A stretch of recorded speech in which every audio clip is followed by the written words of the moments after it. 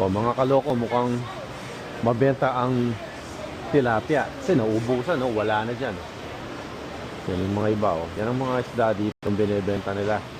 Talagang medyo hindi, nabubulok na sila. Oh. Yan, oh. Yan, oh. Kahit buhay pa. Tahong. Yan, oh. Presyo ng tahong. 1.99 per pound.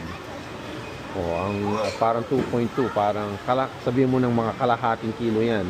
Kalahating kilo 80 pesos. Oh. Ano 'yun? Mahal ba 'yun?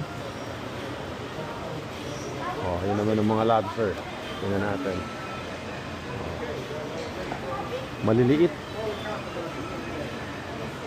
No, maliliit. Oh, ito, suso. Oh, 'yan, hinuhuli lang sa probinsya 'yan. 'Di ba? Mahuhuli mo 'yan sa mga tabi ng saging. Yan, oh.